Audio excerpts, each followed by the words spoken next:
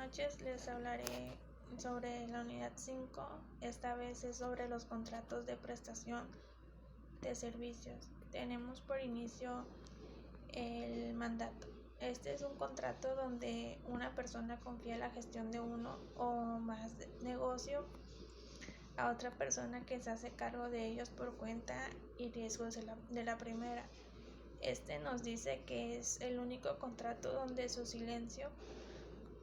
donde el silencio de una de las partes produce efectos jurídicos. El objeto de este es que los actos jurídicos a realizar deben de ser posibles, lícitos y que no requieran la intervención personal del mandante. Tenemos los elementos de validez. Estos son la capacidad que requieren para realizar los actos jurídicos y por forma que debería ratificarse por escrito antes de que concluya el negocio. Tenemos la obligación del mandatario. Esta nos dice que tiene que ejecutar personalmente los actos jurídicos que le hubieran encomendado. También se debería ejecutar a los términos del mandato y no proceder en disposiciones del mismo e informar al mandante de la ejecución del mismo y rendir cuentas al mandante. También tenemos las obligaciones del mandante. Este tiene que anticipar al mandante de los fondos necesarios para la ejecución del mandato. También, por ejemplo, reembolsar al mandatario de las cantidades que estuviera anticipando e indemnizar al mandatario de los daños y perjuicios que fueran causados. La forma de terminación de este contrato es por revocación.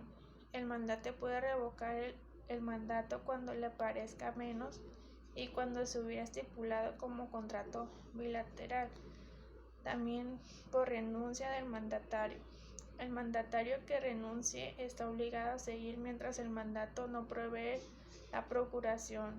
También por muerte del mandante o mandatario y por vencimiento del plazo o por conclusión del negocio por el cual fue concedido. También tenemos los contratos de obra a precio alzado, que es donde una persona llamada empresario se obliga a ejecutar a una obra con materiales propios. También tenemos las obligaciones del empresario, que sería ejecutar la obra y comenzar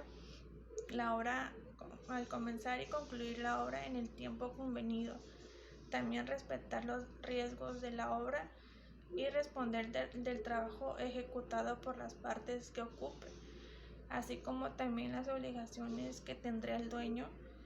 Sería que tendría que pagar el precio de la obra, así como también recibir la cosa o pagar los daños y perjuicios. También se dice que se tendría que pagar o indemnizar a los herederos del empresario. Este contrato termina por terminación y entrega de la cosa o por decisión del dueño, por cualquiera de las partes o ya sea por muerte del empresario. Hablaremos también un poco sobre la unidad 6, que es contratos asociativos o de realización común. Tenemos la sociedad civil, que es donde un contrato donde una o más partes se reúnen para la consecución de un fin común de elementos de validez. Tenemos que tiene que ser mayor de edad y estar en pleno uso de sus facultades mentales. Por objeto del contrato, donde se sustituye una asociación de estar escrito, donde se formaliza una escritura pública ante un notario de bienes inmuebles. Los derechos de los asociados sería el derecho del voto, derecho de separarse con 2 meses de anticipación, también de ser exclusivos de la asociación y de vigilancia. Esto quiere decir que tienen derecho a vigilar que las cuotas se dediquen al fin que se propone. así como los deberes del asociado en la legislación civil. No se establece de modo expreso, pero la principal es que debe de cumplir con su aportación.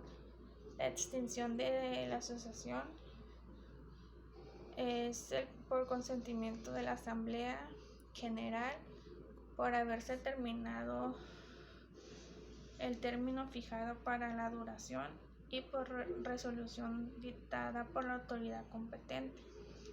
También tenemos la sociedad civil, que esta nos dice que los socios se obligan a combinar sus recursos o fuerzas para la realización de un fin común de carácter económico.